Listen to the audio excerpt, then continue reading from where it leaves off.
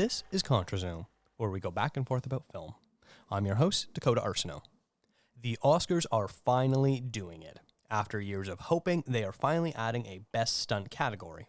While details aren't fully known about how exactly it will work, what we do know is that starting for the 2028 Oscars, which will be for movies released in 2027, it will become the 25th award handed out, after the new Best Casting Award begins next year.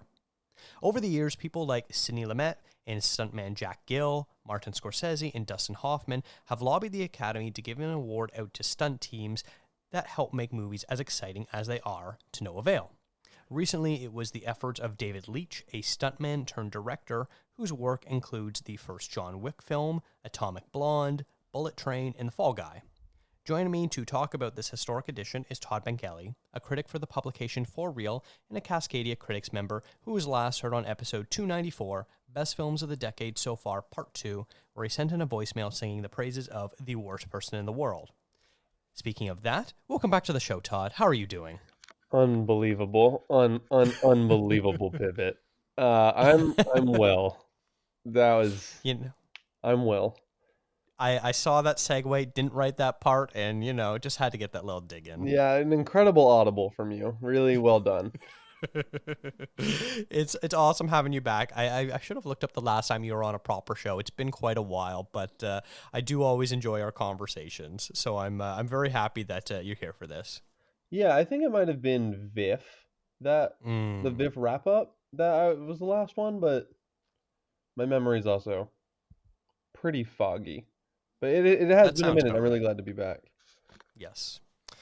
But before we get into the stunt talk, I do want to recap some other recent Oscar news. It was announced that going forward, members must have seen all nominees in a given category in order to vote on that award. Essentially, that means that if you saw all 10 Best Picture nominees, you could still vote for Best Picture.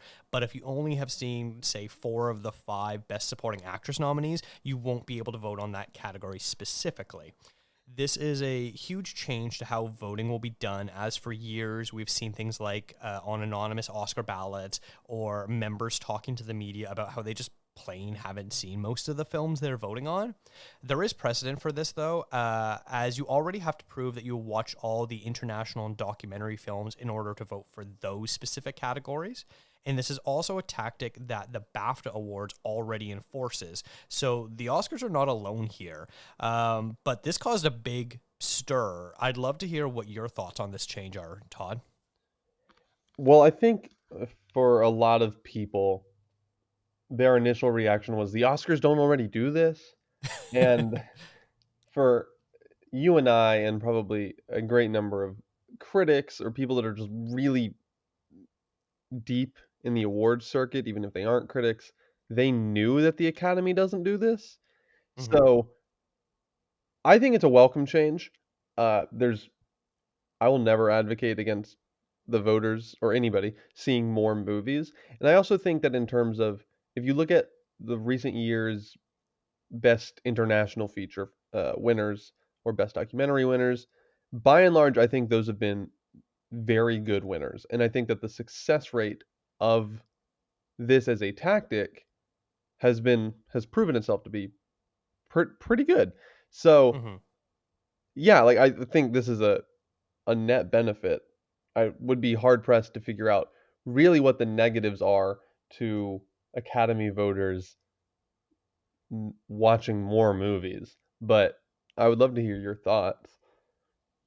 Yeah, a few things sort of like sprang to my mind instantly. And the first thing is, oh, we're going to get more surprise winners here. That's the first thing that comes to my mind. One of the things that the Oscars specifically called out is that they don't want piggyback voting to happen, Hmm. which, like, every year there's a movie. Everyone knows the feelings about the movie that got the most nominations last year, very well known. But the movie that gets the most nominations, there's always like one or two categories where, like, really, does it deserve to be in this category, or is it just because this is the front runner, so everyone is just voting for it? and things like that. Obviously, that's the voting process where you assume people had watched the movies in the in the preliminary nomination process, but the final voting, that sort of still happens where you're like, oh, okay, they've picked up a couple extra wins here. Why? Is it because it's just the best picture winner and people don't know what else to vote for, sort of thing? So that's the first thing that jumps in my head is there's going to be surprise winners. And I look at the documentary category where it's a much harder award to predict because of that. You can look at, the documentary branch in general is weird where like every year you're like, oh, this is the biggest documentary this year. And then it doesn't even get nominated. Right. And then you're trying to figure out, okay, so who's going to win this category? And that's always such a toss up where you can sort of be like, okay, I think they're going to go for this one. Is it because they want to be more political this year? Which event is more politically relevant? Is this a subject that they care about? And so it sort of feels like you're trying to decipher tea leaves of what's important to members at the moment of voting. International, I sort of feel less so. You're right. The crop of especially the international films winners have been by and large probably some of the best in the history of the Academy.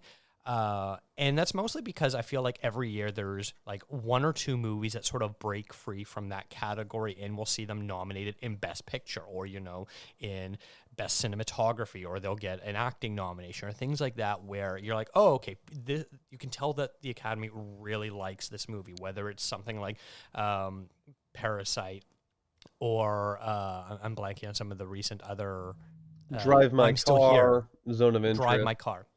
Yes, exactly. All those movies, they appear in other categories. So it's a lot easier to be like, yes, Drive My Car is going to win this year. I know what's happening here. So I don't think that's going to change anything in that regard because we know how the international category works. But yeah, for the rest of it, I think there's going to be some more surprises. Whether that means, best sound is going to be a surprise category. Like I still feel like best picture, we're going to know who's going to win a month before, but like the rest of it, I don't know. There might be more surprises. Do you think that might be something that happens? Yeah, absolutely. I think there will be more surprises, and insofar as there are more surprises, I tend to think that those surprises will be seen, or at least for me personally, will be seen as like more legitimate, if that makes sense. So like just looking at Yes. last year's Oscars, I'm Still Here won Best International Feature. And going into Oscar weekend, I think that was like less of a surprise because there had been uh, a lot of momentum for it right in the final couple of weeks, and there had been a lot of pushback for Amelia Perez, which was the preeminent favorite for the entirety of the Oscar race up until the end, and had the most nominations, et cetera, et cetera. But if you kind of remove those last 2 weeks, where the Oscar prognosticators and those of us that maybe wouldn't claim to be that, like you and I, but are still really helmed, we're there at the helm. We we weren't surprised by I'm Still Here, but if you take out those last 2 weeks, it is kind of a surprise. Like looking back at the entirety of that Oscar season, I'm Still Here winning over Amelia Perez, over Flo even, Mm-hmm. was kind of a surprise in the grand scheme of things, but I think it's the right winner.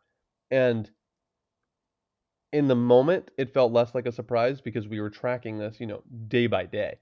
But in the end, I think that's the correct winner. Personally, I think that's the correct winner, but it was still is kind of a surprise. So I think that this has the ability to produce a lot more surprise winners, as well as a lot more winners that I think are legitimately their best film or the best film in contention in their particular category. And yeah, and I think that's a great thing. Yeah.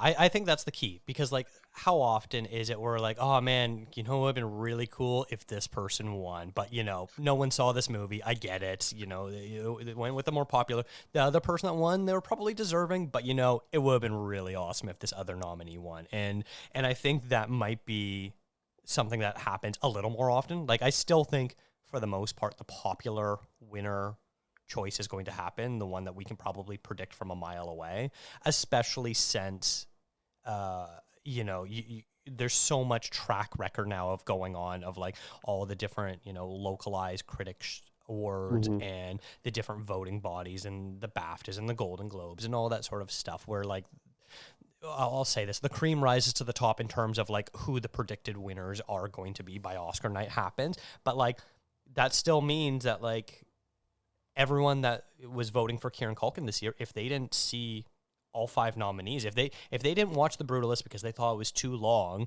that means they couldn't vote for Kieran Culkin because they Right. had to eliminate Guy Pearce from their ballots. And so that's going to be real. That's going to be something that's going to be interesting. I think that's just the most interesting thing. But you're right. A lot of people are like, "How are they going to do this? I can't believe it. They're not already doing this." And like the more I think about it, I think they already have a system in place, and I don't think they would have announced this unless they had a foolproof system set up. And I say that because one, they already have documentary and international voting this way, and two, they're not going to be like, oh, and we'll just figure this out. I don't. The Academy is far too slow moving and conservative as a body to make big abrupt changes. Like we're going to get into the stunt category, where Right. literally since the 70s there have been people advocating for it, and they're like, I don't know. And the reason why I think they have a plan is the Oscars have moved away from the sort of the screener system that they used to go by, which was basically studios would just mail members DVDs of their films. That's how it worked for years, ever Yep. since the addition of DVDs came out, where you hear about stories about like people getting 20 to 30 movies a day sent to them, sort of thing. But they've switched that. The Oscar voters have their own streaming platform. I don't know what it's called. It's proprietary knowledge. Um, and essentially, any movie that is eligible for the Oscars, which means that basically it played a week in New York, a week in LA, and it released during a specific time frame, and the studios submit it, will be uploaded to the streaming service for any of these members to watch at any time. This streaming service already tracks what you watch. So when you finish a movie, you're logged as saying, yep, I watched I'm Still Here. That movie has now been watched. They also own their own theaters in New York and LA. They're small private theaters where they will routinely host screening events, especially during Oscar season, where for the shorts, for the docs, and the internationals, they will screen all of the nominees for people to go and watch. I also know when they do those, they track who is there. So you already have the streaming platform in their theaters, which track members. And then they've said that if you see a movie at a festival or just in the theaters, all you need to do is basically provide information that you were there. Like whether that's sending a picture of a ticket stub or showing your press or industry pass sort of thing. That's not fully known. And like a lot of cynical people are like, well, you can just fake that. I'm like, that's a lot of work for a member who's probably going to be pretty indifferent to fake that stuff and be like, oh yeah, I was at the New York Film Festival where I'm Still Here was playing. I keep using that movie as an example because Hmm. it's right in front of us there. But like, I don't know. That seems very excessive for people to fake vote for something. Right. And I think that even in the event that there are fake votes, there are, How many? right, and we know there are fake votes right now. Like we Yeah. know, I mean, it's not fake because they're some of them quite proudly and loudly are submitting ballots that they haven't seen all of the films nominated, all of the performances, etc. And so in my mind, that is just as illegitimate a ballot as if someone were to lie about having seen the film. And I think that Mhm. the amount of people that are going to lie about having seen the film is just inherently smaller.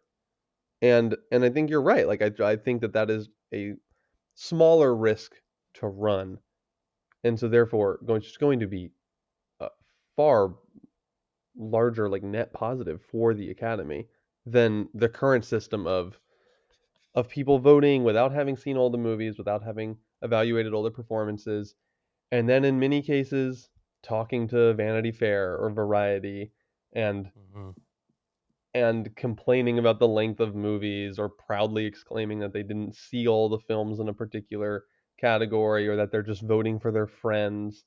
Like we already have that and we have found a way to improve the system.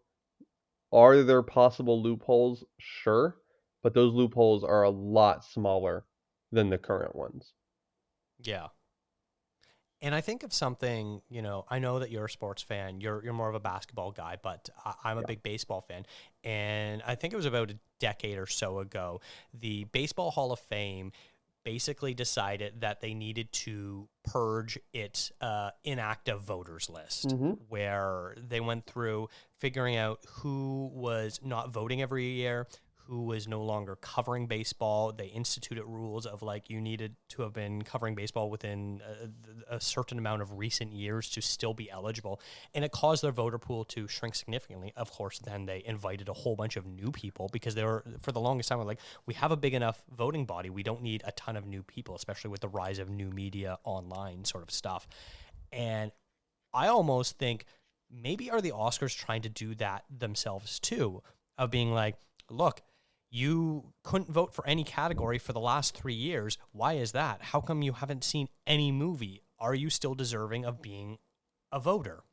Do they then maybe transfer some people to like an emeritus status, or they're only available to be a part of the nomination process? I don't know. But like, I don't know if you want to call this being a cynic or not, but like, that's what I'm sort of thinking of. Like, are they looking at ways to maybe clean up their voter pool? Because also in the last decade, they have tried to fight the allegations of the Oscar so white by very Yep. aggressively expanding their voting pool to include way more women, way more people of color, way more young people specifically, to sort of overrule the quote unquote the old straight white man that have been dominating, where all you have to do is look at winners from 20, 30 years ago and be like, how the hell did this movie win an Oscar, versus the sort of stuff that like has been winning in the last few years. Specifically, the turning point has been Parasite, Yeah. where that was like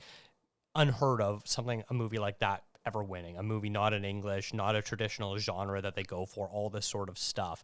How did that succeed so well? And that's because they very aggressively were changing their voter pool, and we are seeing the result of that today.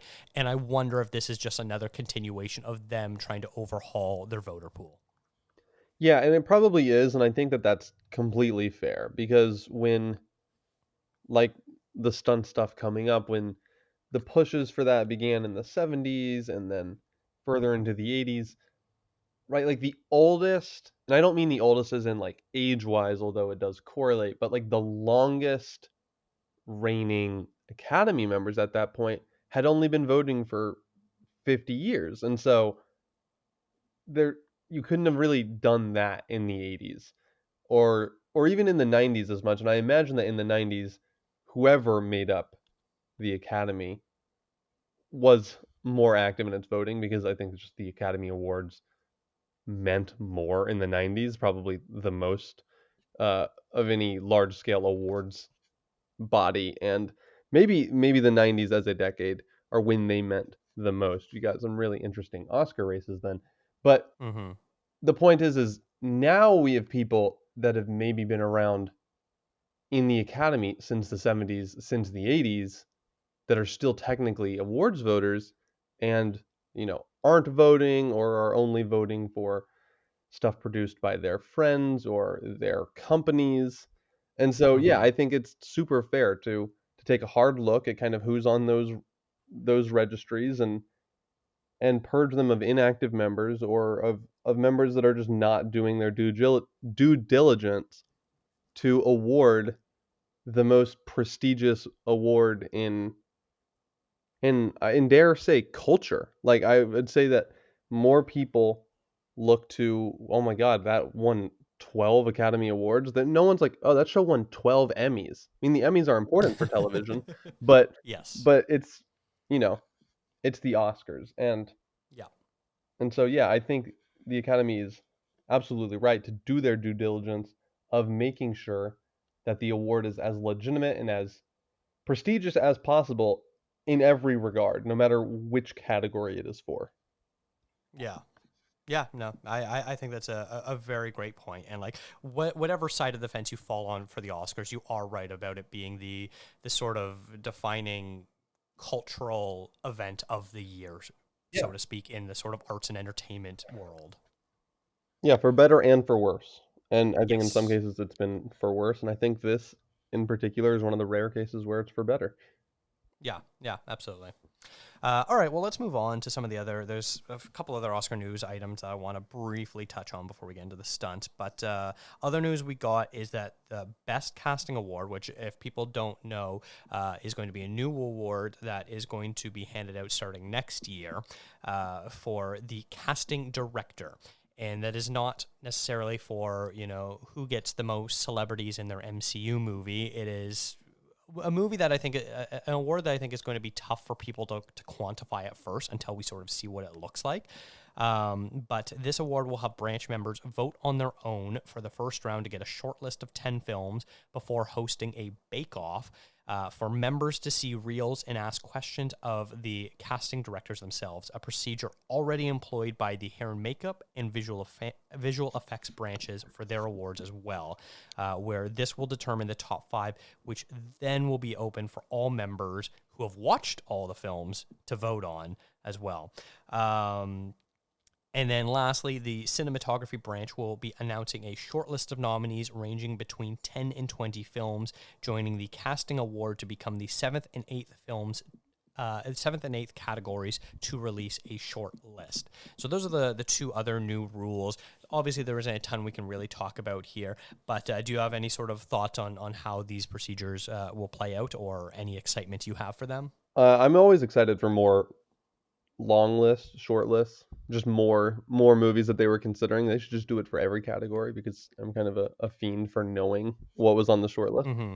But also, best casting has been this is should have come around forever ago, just like our main topic today. But this has been one of the most crucial jobs in Hollywood since the advent of the studio system. So Mm-hmm. I'm really excited for this, and I think that this is going to be a really good way to award movies that might not even actually have the star power to land awards in the acting categories. So a movie that really comes to mind for me is like Licorice Pizza, which I think is Mm-hmm. excellently cast, as all Paul Thomas Anderson films are.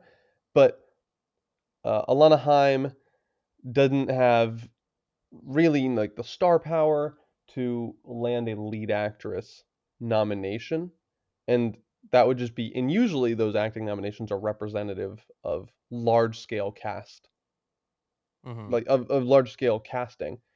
And so, but I think that movie is so excellently cast all the way down the line, including into like a total of like 4 minute screen time Bradley Cooper like cameo essentially. But it's just like Yeah. really well cast movie, and I think that would be a place to acknowledge that and really and shine a light on the great work that PTA's casting director, who I think he's worked with on all of his films this century, has done. And so yeah, I'm really excited about this category. I'm also just for more categories. Let's go. Yeah. I think you just hit on what, in my opinion, is one of the biggest things that you sort of tagged in at the very end. There is a director that's been working with a casting director for a long time, and this happens way more than you realize. Hmm. Like, seriously, look at your favorite movies, favorite directors, and just sort of see what casting directors they work for. And more often than not, it is going to be the same person over and over and over again, because this person learns what the director likes for their characters, and those are the people that they bring in. And it makes it feel a bit like a continuity, in the sense of like, oh, we sort of know what a PTA film is like. We know what a Tarantino film is like. We know what a Scorsese film is like. And part of that has to do with the casting directors who know what Quentin Tarantino likes. So they know that they're going to bring in the right type of people that he is going to be considering. So that way Tarantino doesn't have to sit through, hours and hours and hours of audition tape footage and things like that, which, I'm sure a lot of these directors still do. But then they could be like, hey, these are 3 to 5 people that I think we're going to be good for this part, as, cashier number 2 that has 2 lines, including a great punchline.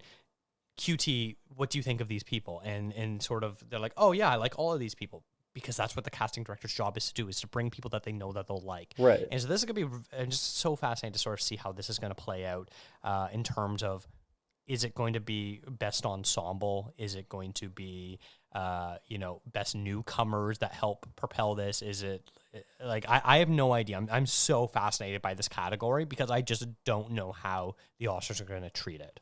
Yeah, I think there's a really good chance it kind of goes one of two ways, maybe every year. Maybe one of three ways if we're going to count the like, oh my God, you had every A-lister under the sun star in your MCU movie, which I think would be a really horrible way.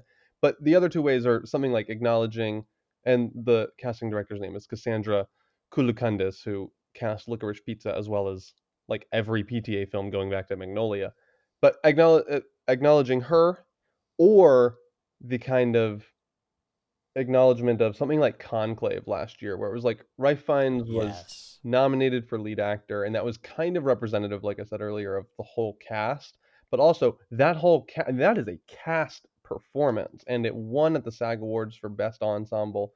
And so I do wonder if sometimes this award will straddle the line between like highlighting the work of a casting director like Cassandra Koulakandis, or of highlighting the ensemble performances. And either route there that the award takes in any given year, I'm happy with, because both of those deserve recognition. And it's about time that the Academy did this. I mean, this should have Yeah. come about. I'm surprised it didn't come about like 80, 90 years ago. Yeah. Well, that was something where the casting, the people that want this award knew how slow and conservative the Academy was. And so I think this took them, as far as I understand, almost a decade of lobbying the Academy to put this into existence. And it started with the fact that there was only a few casting members that used to be members, and slowly over the last decade, they've been inviting more casting directors to be members, to be voting members. Hmm. And it got to the point where a couple years ago, there was a sizable portion of them. And by that, I mean, I think there's like a couple hundred of them now, where they were like, hey, look, all of us want this. We're all pushing for this. And we have outside support as well. I assume probably from directors, specifically directors and producers. And so they were able to do that. And it's interesting because the stunt people, they modeled how to lobby the Oscars after how the casting people. I think they used like the same team of people to be like, okay, how did you do this? Because this really is politics. That's all it is. Anytime you're in a group of more than a few people, like we started a critics group together, and like now we have 20 people in it.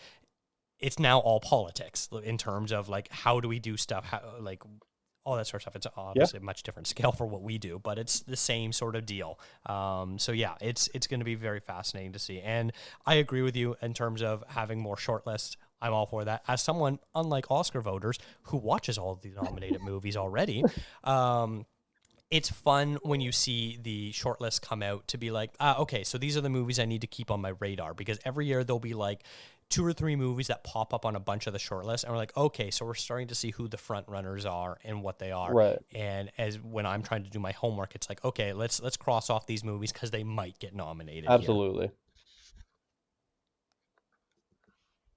All right, cool. Well, then let's move on. Now on to the fun stuff. When the Stunt Award was announced, Todd and I were curious about who would have been nominated in recent years. So we made a list of about 50 films from each of the last 5 years and whittled it down to about 30. And I made a survey for people to fill out on who they thought would be worthy nominees. I sent this out to a bunch of different critics that we know. I put it out on social media, and including on Reddit, which has a very big Oscar subreddit. There's several of them, and they were all very excited about this idea too, because they also watch all the nominees, so it's easy for them to actually have an informed opinion. And people were allowed to pick up to 5 films, with my instruction being that stunts don't just include fighting, but things like driving, flying, dancing, and any other kind of choreography that would require specialized skills. We don't quite know what the criteria for this award is going to be, but in both of our opinion, if I can speak for us, making it as all-encompassing as possible would be the best thing. We will name the 5 finalists based on the 64 ballots submitted, and pick who we think would have been a worthy winner. So without further ado, let's look at who last year's Oscar nominees would have been. So this is the 2024 Oscars for movies released in 2023.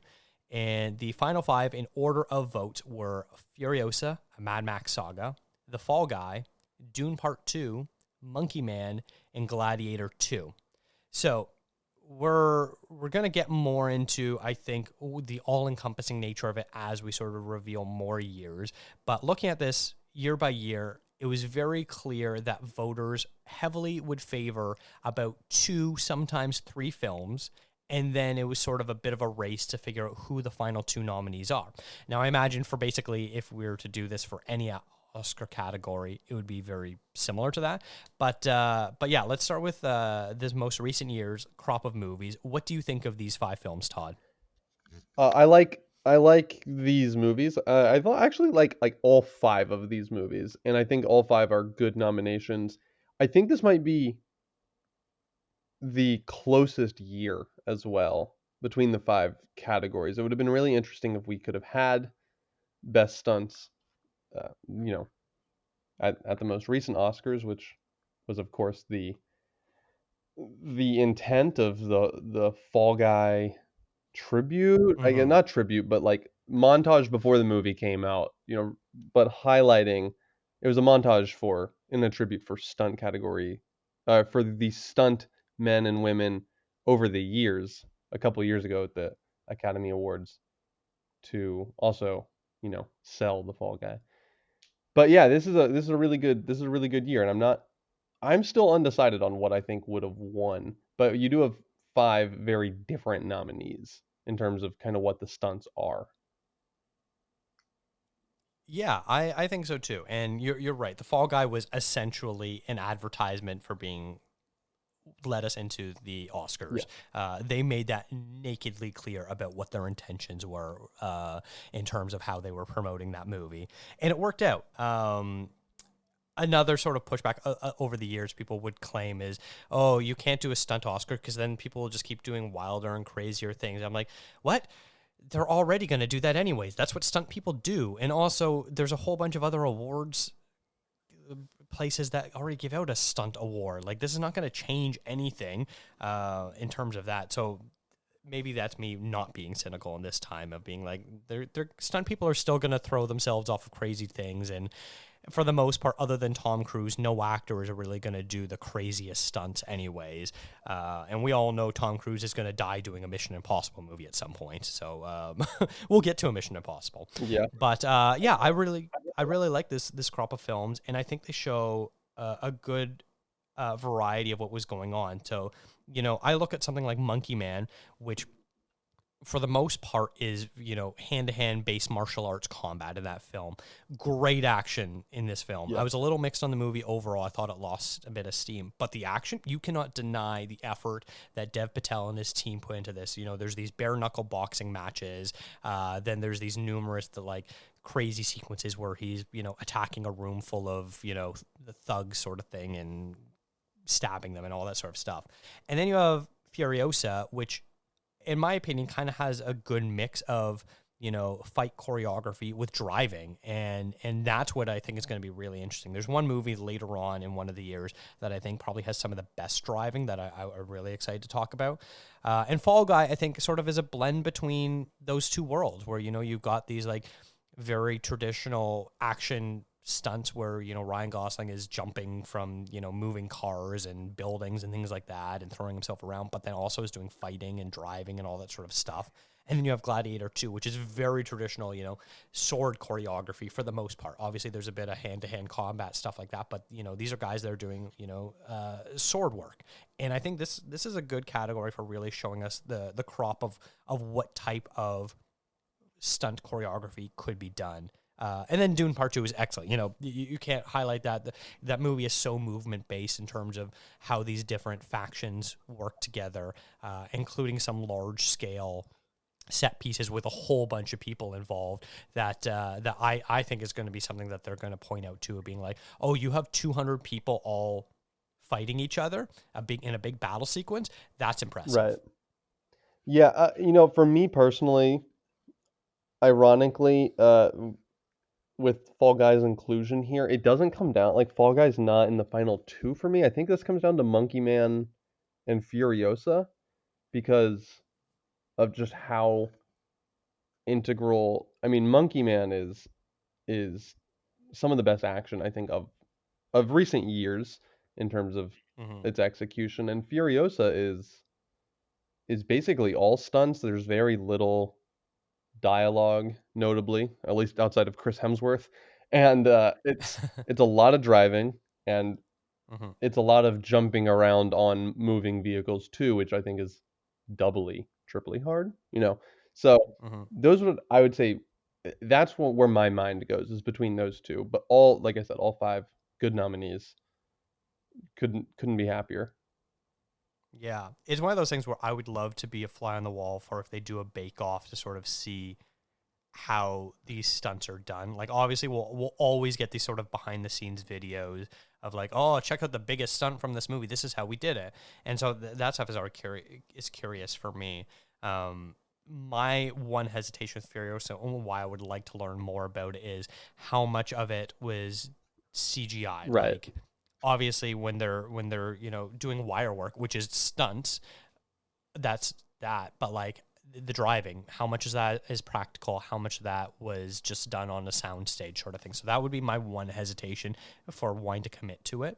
But you're right about Monkey Man in terms of being some of the best action sequences in recent years. Like Dev Patel clearly being inspired by the fact that Asian cinema, bar none, has better action sequences than Hollywood does. There is a history of committing to specific types of fight choreography and executing them in ways, think of, your Bruce Lees and your Jackie Chans and stuff like that. But, basically every country in Asia has a excellent action movie genre history. And Dev Patel is really drawing on that rich history to make that an integral part of his movie.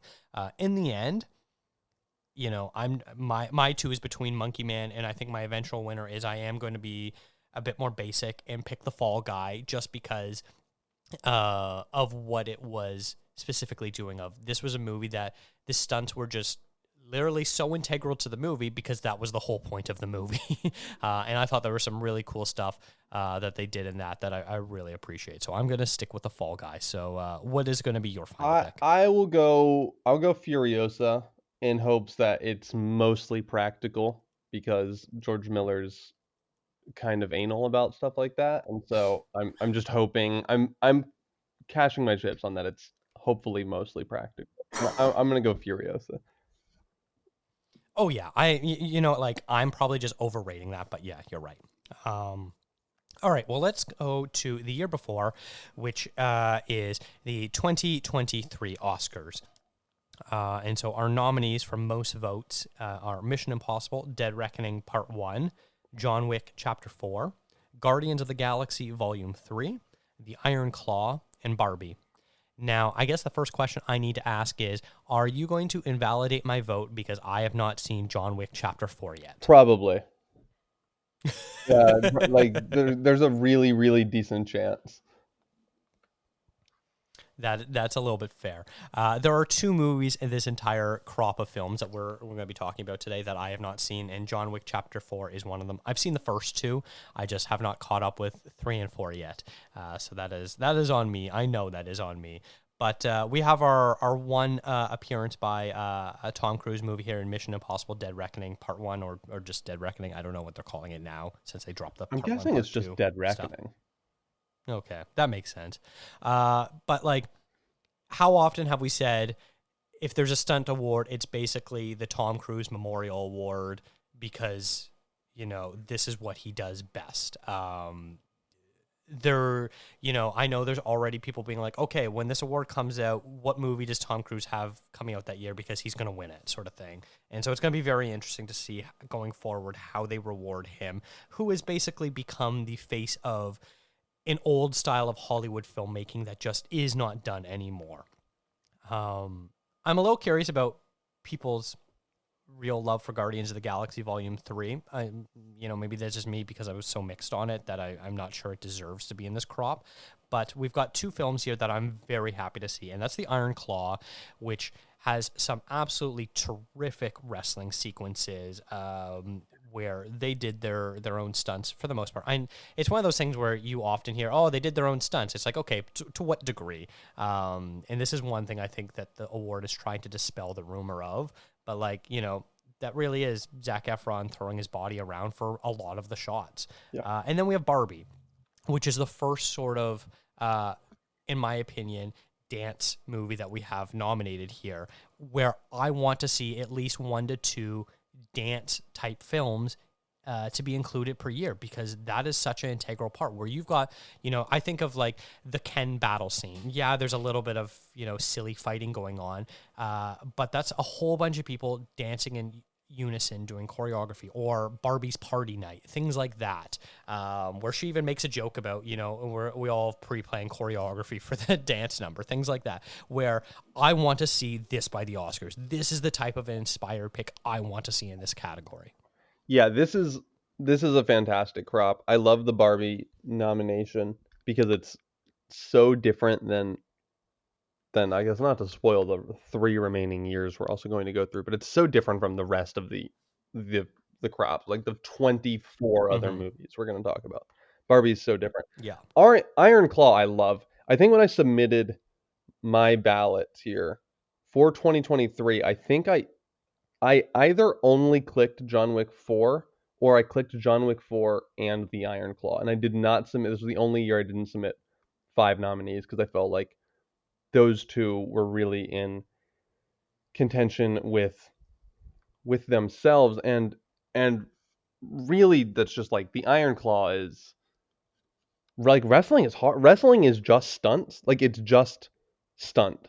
It's Mm-hmm. That's not to say that it's quote unquote fake, right? Which is leveled at wrestling a lot, but it is performative and it is over the top, and it is in some ways like pre-scripted or fabricated, but it's also very real. Like what they are doing to their bodies in real wrestling, like in the everyday world, is very real, and to depict that on screen, the way that Jeremy Allen White does, the way that Zac Efron and Harris Dickinson, like all the way all of those guys do, isn't that far from wrestling in the everyday world because they are also doing the performative version of it.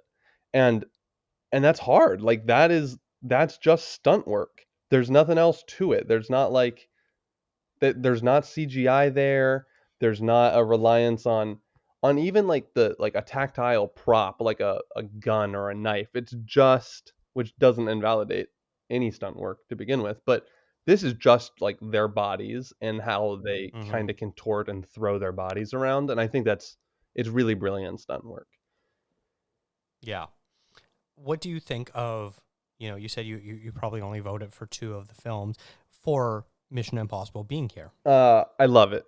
I knew it would be here, right? It was like I didn't cast my Mm-hmm. vote for it because I knew it would make it. And any other, if it were nominated for any of these other years, I would vote for it. I This is such a shame that I think it's actually more likely we're going to look back and find that like Tom Cruise never won this award, even after it's like conceptualized and integrated in 2027. But I can totally imagine us in like 2040 being like, wow, Tom Cruise still hasn't won this. And then in 2050 being like, Tom Cruise never won a stunt award. How did that happen? And we're going to be like, well, they came out with it the year after Mission Impossible ended. Put an asterisk there in case they don't end it this year. But like, yes, he should have 6 of these. I don't, just coming up with a random Yeah. number.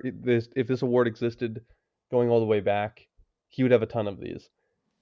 The reason I didn't go with Dead Reckoning, and the reason I do really believe it should have been, uh, or should be, I guess, John Wick Chapter 4, is I think there's more going for Mission Impossible in that I think there are better performances. It's certainly a better story. I would, dare say it's a better movie. And I say dare say because I really love John Wick Chapter 4, with the really obvious caveat that has to be said even as someone who loves it, which is the storyline of this series is like practically degenerative, right? Mm. It makes less and less sense kind of going forward, or Mm-hmm. it becomes more and more of a retread of itself. The performances outside of what they're doing physically are nothing to write home about. I particularly kind of love the way Keanu approaches playing John Wick was like just someone with severe CTE who can barely string a sentence together and who loves his dog and his wife. But there's not charisma jumping off the screen in the way that like Tom Cruise has, no matter Hmm. how much he furrows his brow. But this is just stunt. Like chapter 4 is just stunts for like 3 hours. There is very little dialogue and long set pieces, and the whole final act of this movie is like a 50-minute just pure action set piece with like maybe 3 lines of dialogue in the whole thing. Like it's just action. And insofar as it's just action, that's why my mind is like this. I was like, they have to make a stunt category for this movie. Is when I saw it in theaters, it Yeah. was like my takeaway. I was like, please, Academy, please. But that is not taking anything away from Dead Reckoning. I think Dead Reckoning has so much going for it, and I hope Tom Cruise does get one of these Oscars. I hope Tom Cruise gets an Oscar, but I hope he gets Yeah. one of these because he really deserves it, and he has put this on his back his whole career, or at least the last 30 years of his career, especially. And so, Hmm. I mean, this is designed for him. This will be called the Tom Cruise Stunt Award when he passes. It's true. Yeah. Yeah. And like you sort of look at Tom Cruise the way, to use, I don't know if this is the perfect example or not, but like you think of someone like, uh, to speak basketball to you, how LeBron James only has 4 Right. MVPs. You're like, how is, the guy that's going to go down as probably the greatest basketball player ever, or the 1A to Michael Jordan, only have 4 MVPs over the course of a 20-plus-year career. And I think we're going to look at the same way with Tom Cruise and be like, how do your films only have one Oscar out of all these years that you were active once the award became active, that you released excellent stunt type films, action films. So that's going to be the. Are we going to look back and be like, were voters just trying to spread the love for no reason in particular, or did he just not have big enough films in the years? Like, did he have too big of challenges every year? Right. And the just like with LeBron, this is going to be, you know, this different voting body taking him for Yeah. granted. And and that's horrible. And that's horrible. They've been taking Tom Cruise for granted in terms of his acting. I think he's at this point kind of like an underrated actor because, he spent the last 25 years really just doing action films.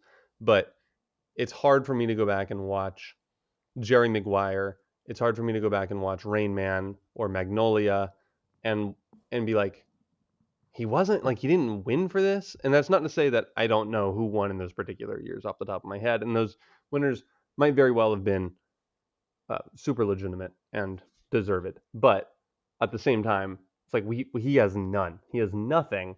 And so now we are creating a category that's, you know, designed for him, and I hope he gets at least one because it is designed for him, and he's just been taken for granted for so long by the Academy, and he's going to be one of our, if not the like last great willing to put it all on the line movie star. So like what more do you need to award someone? I say as I Yeah. rally for John Wick 4. Okay. Then what is your winner? Is it going to be It's John Wick John Chapter Wick 4? 4, and basically also everything I just said about Tom Cruise also applies to Keanu. He's just kind of less outspoken about it, but Yep. don't take Keanu and Keanu's body for granted either, Academy. Yeah. Yeah, yeah. If there's one person who's probably been second in promoting the stunt community behind Tom Cruise, it has definitely been Keanu Reeves in the work that he has done to acknowledge and highlight stunt performers. Right, and it would make me pretty happy if this award had existed in 2023 because it would have just meant Keanu during the press circuits or during interviews, despite being out there to promote the film, he would have been like, "Oh, Tom deserves it," and Tom would have like obviously been like, "Keanu deserves it." Tom's always like, "Please go see everyone else's movies," Yeah, and the like. So it would have been just a really fun kind of 3 months of those two hyping each other up just for Guardians of the Galaxy to sweep in and take it. Oh God. All that said about us, lavishing praise on Tom Cruise here, I'm gonna be a bit of a hipster and pick the Iron Claw. Nice. I just love that film, and the uniqueness of putting wrestling on film is not something we see very often. And it's something that I want to award because of Yeah, that. absolutely. All right, let us go to the year of 2022. And our nominees are Everything, Everywhere, All at Once, Top Gun Maverick, RRR, The Batman, and Bullet Train. So this is, we have a couple Best Picture nominees, but this is the only Best Picture winner that we have show up in our crop of films. And that's, significant. And, there's no denying that a big part of what made that movie so successful is its action choreography. Ke Huy Quan was specifically cast, both him and Michelle Yeoh were cast because the Daniels were like, okay, we need people that can speak Chinese, that can do all these insane action fight martial arts sequences. And they also need to be really good actors and be able to deliver the emotional heft that they need to eventually get to where the film needs to go. And that's why both of them also won Oscars. And part of that, especially, I believe, Ke Huy Quan, for his pretty insane fights that he does. It sort of takes a little bit for Michelle Yeoh to get into the fight. And even that is a type of choreography. The way that she is avoiding fighting is very interesting. So, no surprise here that this was the most vote getter among people that participated in the survey here. Top Gun Maverick, we're back with Tom Cruise again. I'm going to sort of default a bit to the Furiosa bit where a lot of the flying was CGI. And so I don't know how much that factors in. So I'm a little hesitant to vote for Top Gun Maverick. But then you talked about Barbie being sort of a bit of a unique outlier. And I would say the only movie that comes close to it is RRR.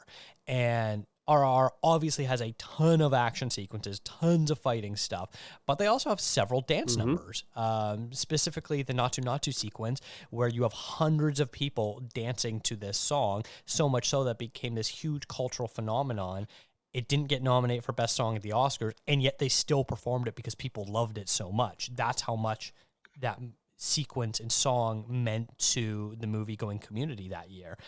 So those are three very interesting things that we've got going here. What do you think of this crop? Bullet Train is my clear winner. No, I'm kidding. Yeah, this is an incredibly top-heavy. Well, actually, maybe this might be the strongest of the five. I don't know if I already said that, but like all five of these, I think, would have been nominated in any other year, which I don't think I could say for any five from another year, right? Like, I don't think Gladiator 2 breaks into this top five if these were all from the same year. And I think that even Bullet Train, which had the least amount of votes to make it into the top five here, probably makes it into the top five of every other year, except for, I don't know, maybe last year. It's tough to say, but I think this is a really strong crop.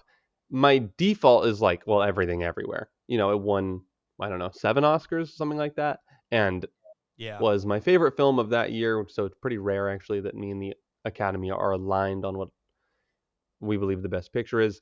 That being said, I also think Top Gun Maverick is like a 5-star masterpiece and great, but my heart won't let me vote against RRR. Like, RRR has everything you could ever want for choreography, for stunts, even for like driving, right? There's just they do everything. They attempt every kind of stunt in this movie, including fighting a tiger, which I know you're critical of CGI, but I'm going to believe that was just a real tiger.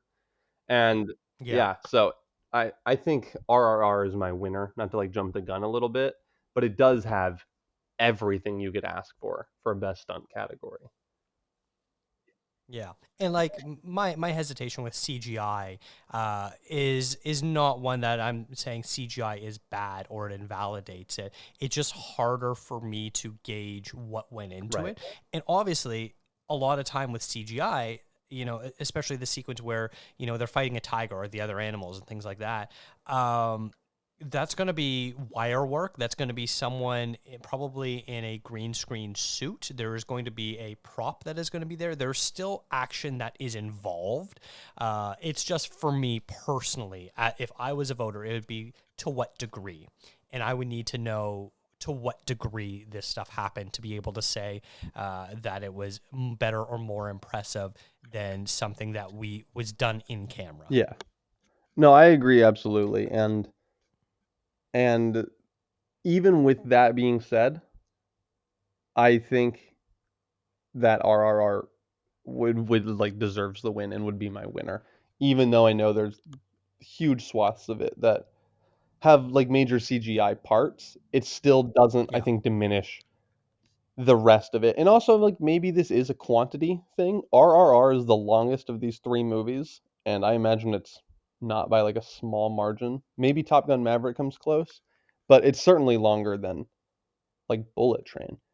And so there's just Yeah, that's a pretty short film. Yeah. more there's more chances of seeing stunts, right? There's larger swaths of stunts, but they're great. I also think the quality is super high, and so I mean I love the film. Would be very thrilled to have seen these people get on stage and accept this award. Yeah, I agree with you that I think Everything Everywhere probably would have won it. It was Yeah. won so many awards that night. It was the front runner for everything, and the fact that stunts played such a big factor into it, I think it would have been bit of a no brainer by the Academy. That said, I'm also going to go off the board, and the one movie we haven't really talked about from this group is the Batman, and I love a car chase sequence, and the Batman has some of the best car sequences in recent Yeah. years.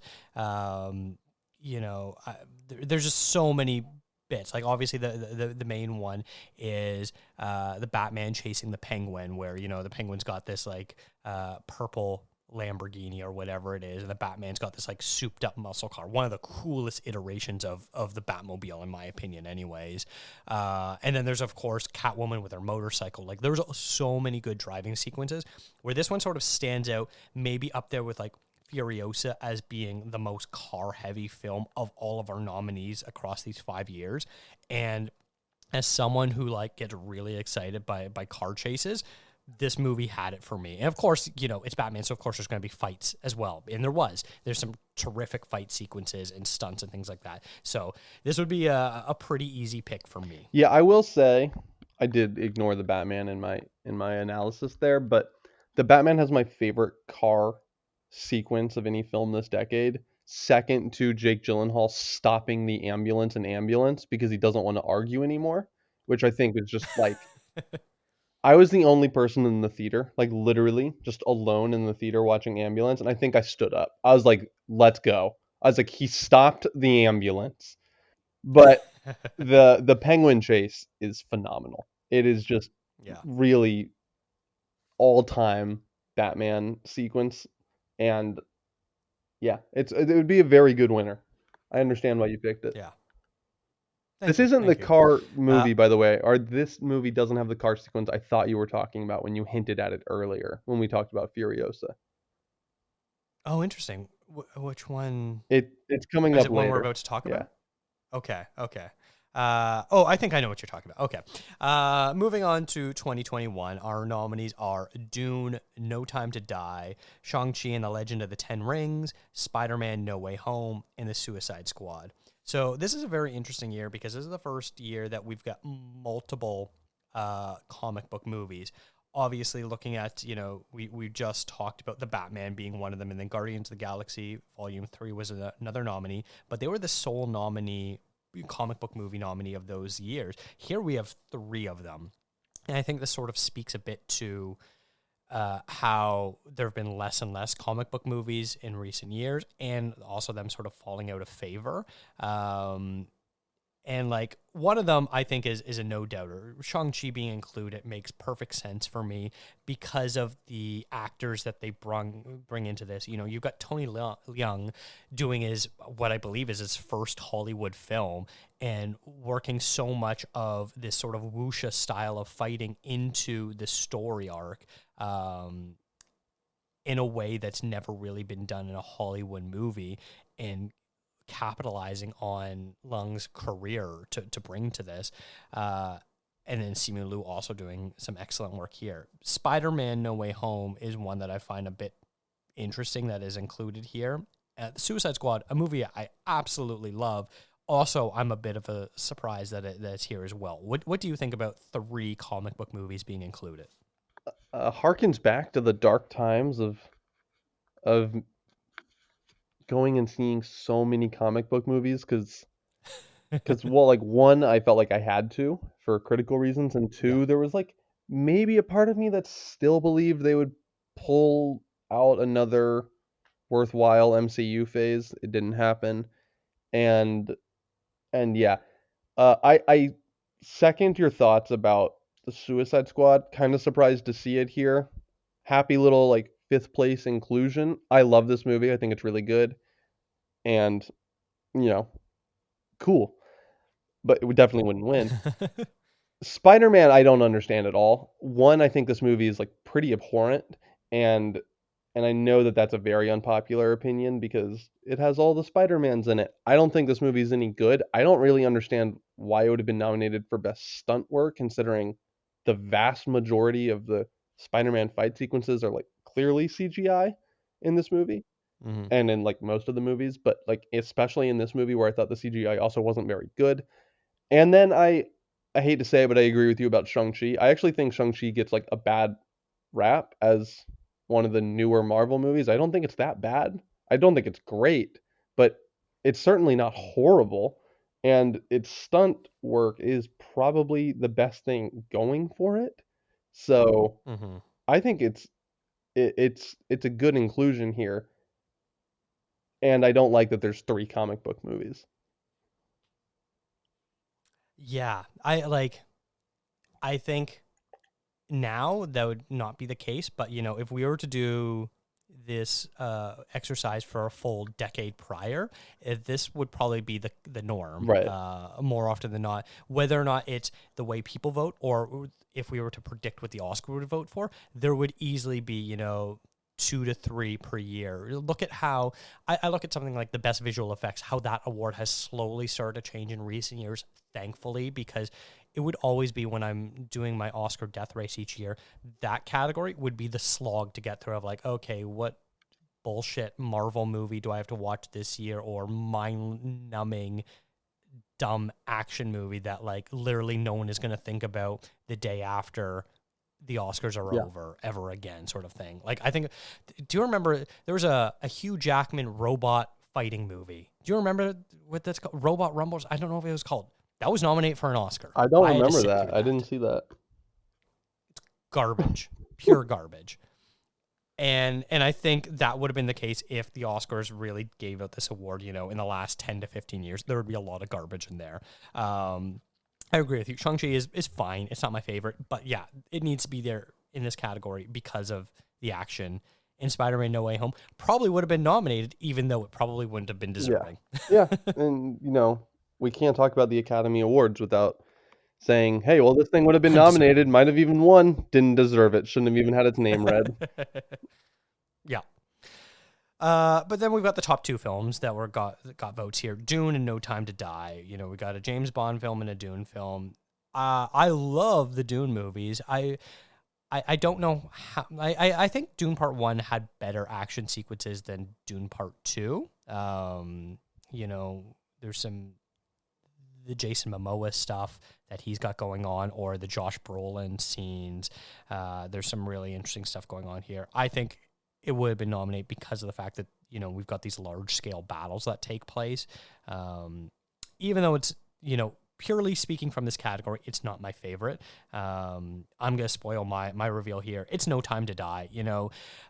Daniel Craig, much like Keanu Reeves, much like Tom Cruise, really puts his body on the line. So much so, like, he has talked about what a toll these 5 Bond movies were on his body, and how he never wants to do anything like that ever again because it was so difficult for him.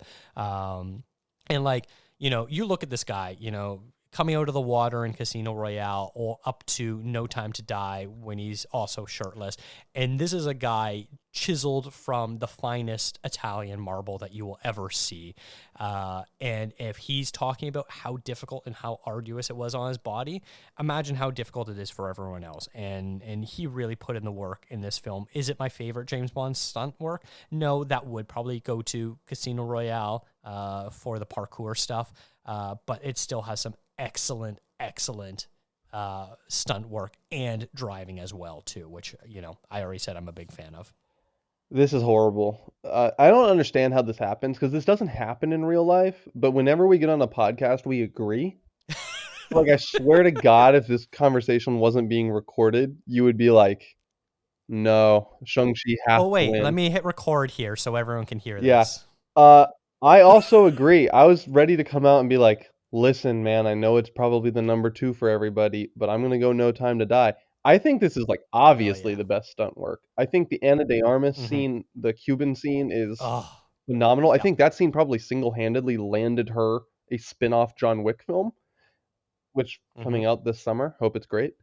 And like there is an I think it's maybe somewhere like Denmark, maybe in the Scandinavias, there is a driving scene that's like off-road through the Yep. forest in this movie that is phenomenal, like trees blowing up and just awesome. Like this movie's Yeah. fine. Dune is a better movie. Like do not get me wrong. Dune is a much better Mm-hmm. movie, but the stunt work in No Time to Die is basically the only thing I remember. I if Remy Malek's performance wasn't so bad, I wouldn't even remember he was in the movie because the only thing I remember about Mm-hmm. this movie is the stunts. So yeah, I this is also my winner. But if this conversation wasn't recorded, I promise you, you would have chosen something different. Like just we can only agree when the cameras are on. Yeah, that is Horrible. true. This is should have been the character that Anna de Armas got a spinoff Yeah, for.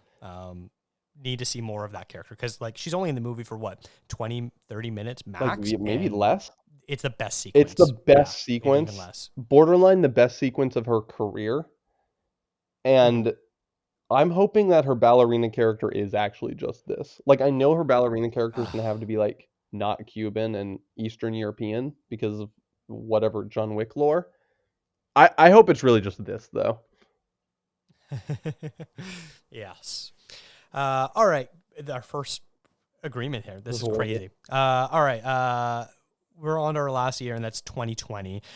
This is the COVID year, so we got a weird crop of movies. We couldn't even come up with 30 films for our short list to come up with. I think it was like 17 because so many studios just held back their films. But our final five films are Tenet, The Invisible Man, Birds of Prey, Da Five Bloods, and Mulan. And I mentioned earlier at the top that there was only two films I hadn't seen, and one of them is Birds of Prey, the second one that I have not seen. So I guess once again, my vote here is invalid based on the new Oscar Oh rules. wow. I haven't seen Mulan. That's mine I haven't seen here. Oh, Yeah, well then nothing you're about to say yeah, we should matters. just go ahead and skip this category. We should get rid of the stunt category, in um, fact. yeah, yeah, that would be the honorable thing to do. But yeah, this is such a weird group of films. I haven't been reading out the vote totals here, but I'll say here, Tenet was the number one vote getter. It got 29 votes out of 65 ballots submitted. In the 2021 year, that would have placed it third. In the 2023 year, that would have tied it for fourth with the Iron Claw. Like people were just not seeing a bunch of these movies, and obviously I think it was a lot more spread out in terms of like I don't know. But yeah, there is some really good stuff here. I'm a little surprised at the Five Bloods. I don't think this movie would have been here if it was a proper year and not a pandemic year. I think it does have some good fight stuff, but like not enough for it to get an Oscar Yeah. nomination in my opinion. Obviously, I think it's a very easy 1-2 punch of Tenet and The Invisible Man, of films that probably do the most stunt work here. But you haven't seen Mulan, and I will go to bat to it. It's a fairly mediocre movie overall, but much like Shang-Chi, it incorporates a lot of the wuxia style of fighting, the wire work, that if people aren't familiar with, basically the Crouching Tiger, Hidden Dragon style of stunt choreography, which basically spawned an entire subgenre of movies. A House of Flying Daggers and oh man, I'm trying to think of some of the other films, but there's a whole Hero, stuff like that, where I love that shit back in the mid 2000s. Like, that was my absolute jam. I ate every one of those movies up. And Mulan is sort of going off of that as well. Like, not quite, but I do think it would have been a worthy nominee, even if the movie's not great. It's pretty bad. Right. That doesn't surprise me about Mulan. And since you haven't seen Birds of Prey, I guess I'll step to bat for it.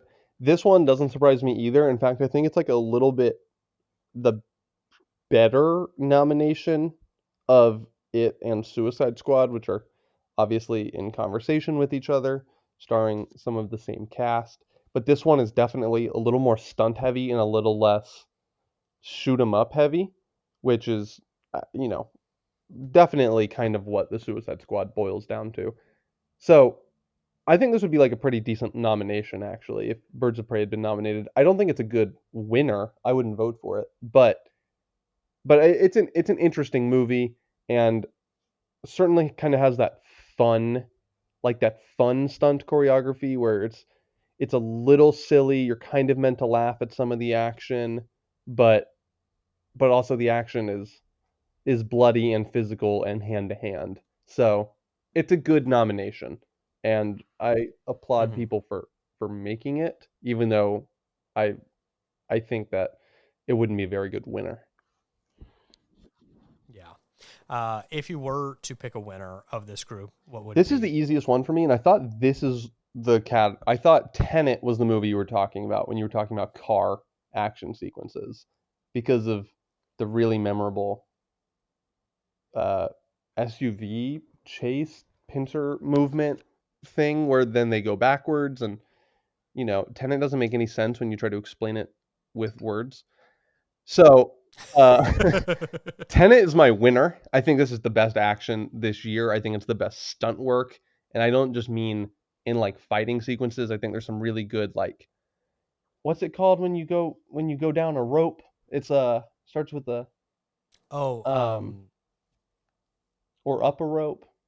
There's a rope. This is a good rope movie, yeah, and this is like the yeah. second best rope movie after Alfred Hitchcock's Rope. And there's just great action all around, and I think that there's also some obviously very cool cinematography and editing tricks going on with the way time works in it, but it makes kind of the stunt work stand out doubly. And yeah, I mean I would go Tenet. I think it's a rough year. It's COVID though. Like, it was a rough Yeah, year. yeah. And like, I don't quite know how they did all of the action sequences, but like for the regular, you know, dramatic scenes, they would actually make the actors walk backwards and things like that. And even that I would consider a form of Absolutely. choreography, in terms of they're doing this thing that they're walking backwards, so it makes it look like they're walking forwards, but also that they're still walking backwards. And it just like, when you, like you said, trying to explain this movie just sort of breaks your brain. And that's obviously one of the reasons why it wasn't as successful compared to Nolan's other films. I'm on the train of Tenet's actually not that good. I know there's a lot of people that are like, no, Tenet's one of Nolan's greatest. I haven't watched it since it came out, so I'm due for a rewatch to revisit that opinion. I'm very open to being proven wrong, that maybe Tenet is secretly a masterpiece.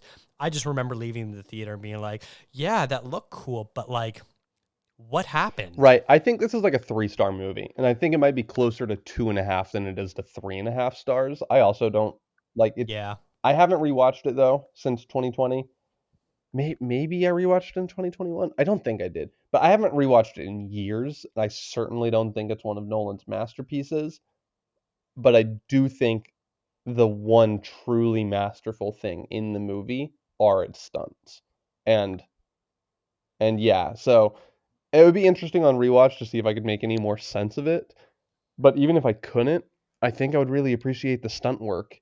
And, you know, And that's pretty like that's good enough for me at the end of the day to like kind of enjoy a movie. Would I pick it as my favorite film of the year or even an honorable mention? Definitely not.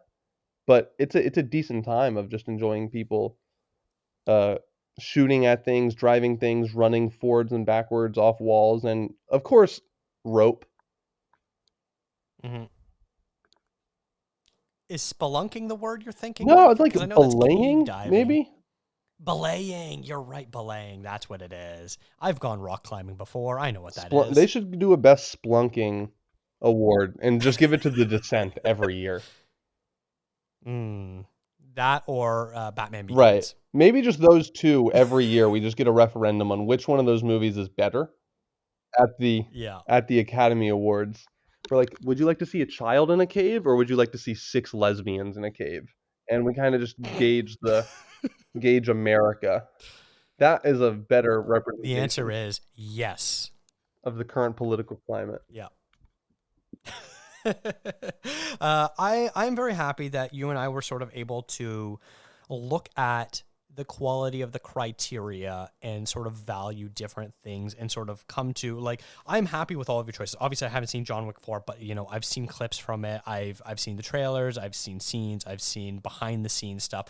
I know what goes into it. I've also watched the first John Wick 2 movie, the first two John Wick movies, so I know what quality that they're working with. So I am very happy with all of your picks. I think you did a great job of separating what we need to analyze with what our overall opinions are on the different films.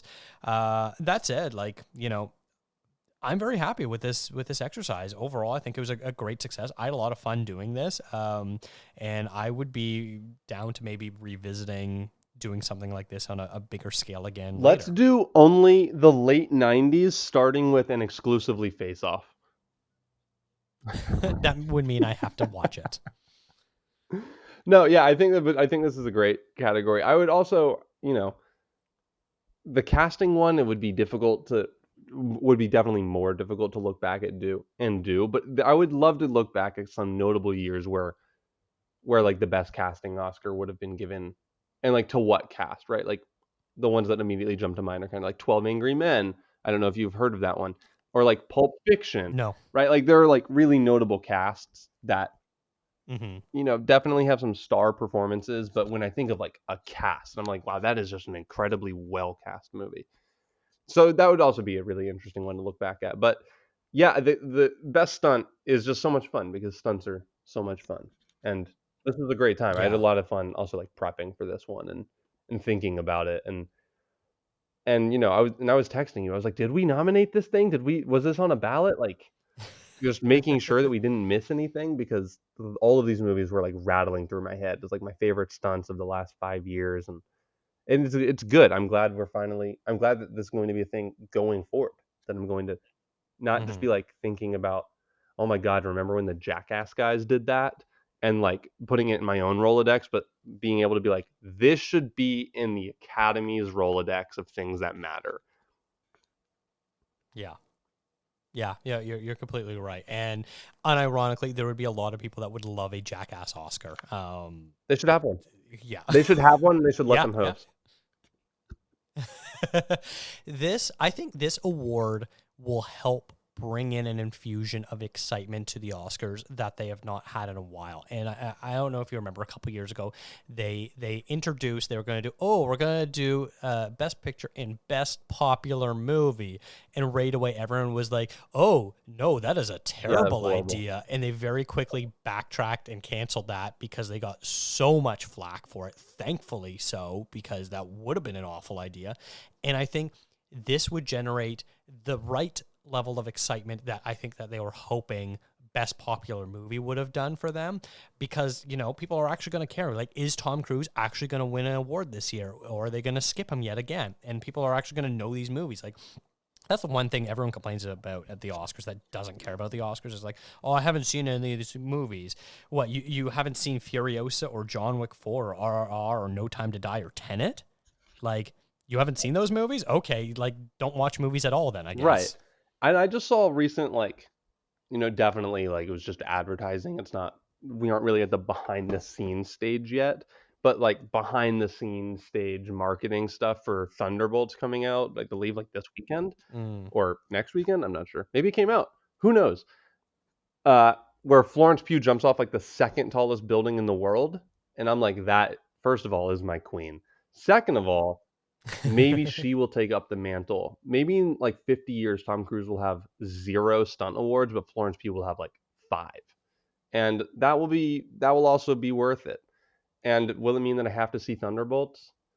Like, yeah, I was gonna see it anyway for her, not in theaters. Sorry, but you know, support movies except for those. And and but I mean it's important, like this idea that like that is going to be shown. I guess it won't be shown at the Academy Awards because this award won't debut until 2027, but stuff like that will be shown at the Yeah. Academy Awards, and that's really like that's super important, and that will bring a lot of, I think, yes, energy, but also like viewers in, and it'll bring a lot of excitement to the show. And these are things that nobody that's normally in that room can do. Like they have stunt doubles because those stars sitting there on camera can't do these things. So, and no one props up their stunt doubles more than the person they're doubling for. And I think that will tell you everything you need to know. And I think the energy in that room is going to be heavily applauding this award and these nominees. And so I don't see any way that this kind of is a failure. Unlike the most popular movie or whatever that was, which was Yeah. catastrophic. I echo all of those sentiments you just said. I'm doing this exercise made me even more excited for it because I look at these nominees and I was like, ooh, we could have had some really interesting races that year, and it would have also, been really cool for No Time to Die to Yeah. win, or The Batman, or RRR to win, or things like that, where I'm just like, that would have been fun. I would have enjoyed that. So I'm not gonna lie. Todd, thank you so much for coming on today. This was so much fun. I already know you had a ton of fun. You already said that. And like, I could tell from our messaging back and forth that we were having a great time planning this episode. But once again, thank you for all your hard work in helping preparing Of course. this. Thank you for going on this journey with me. Yeah. It was your idea originally. Like, you were the one that was like, we got to do something about this. And I was like, I am so game. So I'm very happy about that. Good job on you for giving us a platform to talk about people blowing themselves Yeah. up and belaying. For recognizing the great ideas of Todd. Where can people check out your work or follow you, Todd? You can check out my work at forreal.com. You can follow me at Todd Complex, and there's usually sometimes an underscore in between those words on like everything. And if you want to find me, you can just kind of lurk around your local IMAX. I'm probably in your screener for Sinners for the next 4 weeks. Until they take it out of theaters, I will be in your theater watching Sinners, if that's where you want to find me. You'll know when you see Todd because he is the tallest guy in the room. And I'm standing. I only stand during my screenings. Some people like have standing desks to work at. I'm very much the same way, but unfortunately my work is watching movies. So, sorry if you're behind me. This has been a That Shelf podcast. Visit thatshelf.com for more great film discourse. Follow the show on Instagram, Twitter, and Threads at ContraZoomPod. What are your thoughts on the new Stunts Oscar? Send an email to ContraZoomPod@gmail.com. Thank you to Eric and Kevin Smale for the theme music and to Stephanie Pryor for the logo design. If you like to listen to podcasts on YouTube, we do post all episodes there as well. And if you really like the show, consider tipping us on coffee. Thanks for checking us out.